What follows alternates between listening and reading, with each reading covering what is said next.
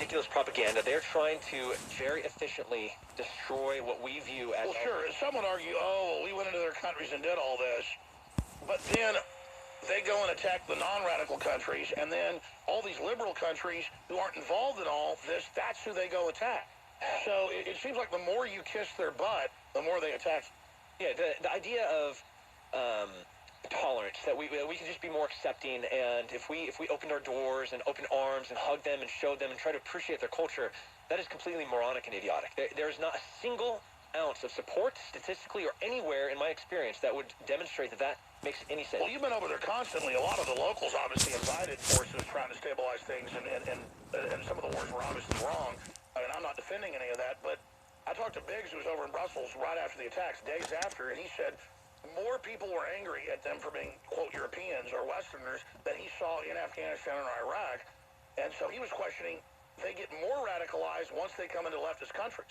It's because it's a vacuum. It's an opportunity for their fanatic ideology to grow, to blossom. It's a fertile environment where they have limitless restrictions. So, if you're northern Iraq and you want to, be part of ISIS, there's some pushback. The Kurds are going to try to kill you. There is obviously the American forces are there in a straight up looking for an opportunity. A lot of the non-radical Muslims aren't naive. They don't want the Wahhabis. Absolutely, because they know bombs start dropping, drones start flying. They don't want anything. They don't want those guys near them.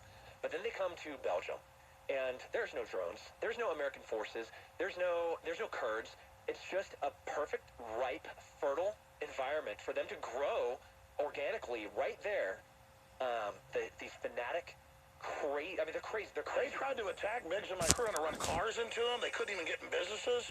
It was like a movie. They were just, get out of here. Yeah, I was there last year for a USO tour in Belgium, and I was riding on a train, and me and 3 other Americans were sitting there together, and there was this girl that got onto the train, and 3 Middle Eastern men kind of started maneuvering around this girl very aggressively, and everybody started shifting away to not look at what was going on, and me and my friends were, hell no, is this going to happen right in front of us? So we stood up and we went and sat next to the girl. She was shaking because she knew what was about to happen. She was going to be brought up. That's like it was Americans in France that stood up for the guy with the gun. Yes. They were all just going to lay down. Yeah. Everybody else on the train, with the train going into Paris, when the guy came out of the bathroom with a gun with a linear target, that is a dream come true for a terrorist. All he has to do is shoot down this train. Everything in front of him is going to die. Now, a couple Americans on the train says, no, we saw this in 9/11, not going to happen again. What I'm saying is, it's such an opportunistic place for them to walk into. There's no immune system. No, there's nothing there. There's no antibodies. If we're gonna use that metaphor to fight back. Because if I was in a radical Muslim country, I'd want to get away with, get out of it and be free. I just don't know why they come to the West and they get even worse. So, especially in Brussels, Belgium, UK, France, they would board a flight and fly to Turkey. They'd fight for ISIS for a period of time, and then they now have battlefield experience. They have grown this deep-seated brother power. There's nothing like the bonds forged in war. They're empowered. Right, and then they come back to Belgium or to Brussels or to France or to the UK. They're now experienced war fighters. They're wolves around a bunch of sheep. Yeah. And now in comes the sheepdogs. Well, hopefully.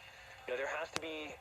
So I run a company, Sheepdog Response, and that company trains people to not be... And by the way, you're not even plugging it because it's totally filled, but you're trying to expand it. Stay there. Tim Kennedy's our